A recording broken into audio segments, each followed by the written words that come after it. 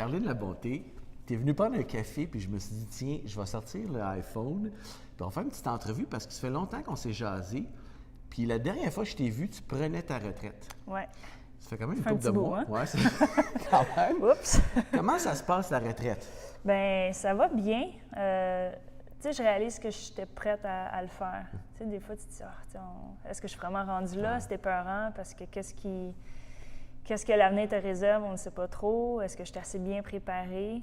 La première chose que j'ai réalisée, c'était oui, j'étais prête parce que je m'ennuie pas de jouer. Je m'ennuie de la gang, je m'ennuie de le côté social du sport, mais de jouer tel quel, je t'avoue, j'ai pas rejoué depuis 1 an et demi. Là. Ah non, hein? Fait que ça va faire dur en tabarnouche la prochaine fois. Est-ce que tu t'entraînes un peu? Tu gardes-tu la forme? Oui. OK. Le gym, des chin-ups, pas tant. OK, mais, oui, non. Tu sais, je fais beaucoup de spinning, puis tu sais, j'aime ça. C'est sûr, tu veux rester en shape, tu veux rester en forme. Ça va toujours être un aspect important, mais là, c'est le fun, tu sais, j'ai pas de programme. Je me fais pas dire quoi faire. J'en connais assez pour me dire, OK, tu sais, je peux créer mon propre programme, puis la drive intérieure d'athlète est là encore. Puis il y a le fait aussi que tu as étudié là-dedans, on s'entend. Tu as étudié à McGill. Oui. Tu as fait un bac en éducation physique. Oui. Puis après ça, tu as poursuivi avec une maîtrise en psychologie du sport. Exactement. Fait que tu connais un petit peu ça. Oui, non, c'est sûr, ça m'a aidé. Tu sais, je veux dire, j'avais toujours pensé à être prof d'éduc, c'est ça que si tu restes dans le sport. Mais il me restait 1 année d'éligibilité, puis je voulais me pousser un peu. J'aime ça, ce genre de challenge-là que tu te dis, je vais être capable. Fait qu'il me restait une année d'éligibilité. Je me suis dit, je vais faire une maîtrise. Puis c'était le fun parce que j'étais encore en train de jouer. Donc ma carrière n'était pas finie. Donc j'ai pu m'utiliser un petit peu comme sujet dans mes recherches puis tout ça. Donc ça a été une belle expérience.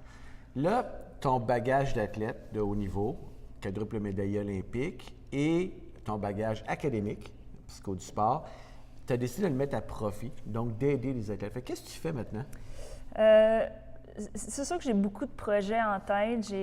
Puis tu sais, c'est difficile. Je t'avoue que c'est difficile de... C'est comme si tu perdais... Tu veux pas t'identifier en tant que... Tu veux pas que le sport, ça soit ton identité. Tu veux que ça soit ce que tu fais. Oui. Mais c'est quand même un côté de ton identité que tu mets de côté. Puis là, c'est comme, OK, après 30 ans, là, tu fais quoi? Tu changes de carrière, puis... donc, j'ai essayé différentes choses, mais je voulais vraiment utiliser ça. J'adore les jeunes, j'adore travailler avec les jeunes, j'adore coacher. Donc, avec ma maîtrise, j'ai pu devenir consultante. Je fais de la consultation en psychologie sportive.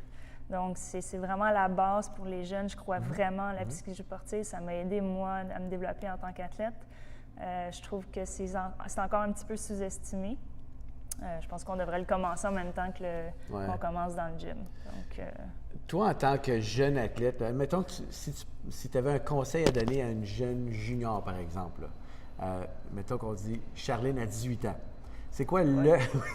Mais quand même, tu sais, tu as commencé sur l'équipe nationale très jeune. Ouais.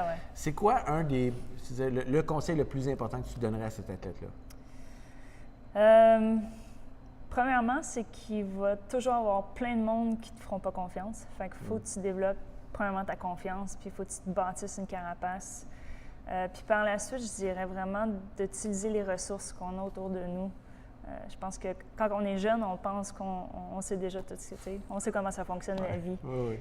Donc, si je me rappelle, à cet âge-là, je commençais sur l'équipe nationale, j'avais joué junior majeur, tu sais, déjà des gros événements, puis j'avais plein de monde autour de moi, puis je pense que j'aurais pu utiliser ces ressources-là un petit peu plus.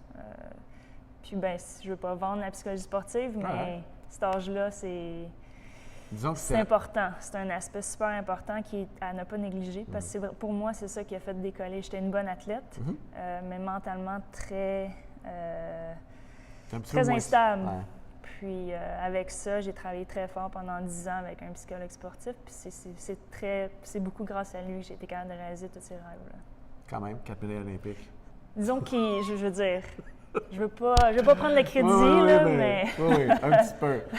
Charline, toujours un plaisir. Merci. On te Merci, souhaite Alex. bonne chance dans beaucoup. ta future entreprise. Merci. Et tu reviendras nous jaser. Ben oui, certain. Ça va prendre moins qu'un an, j'espère. S'il vous plaît.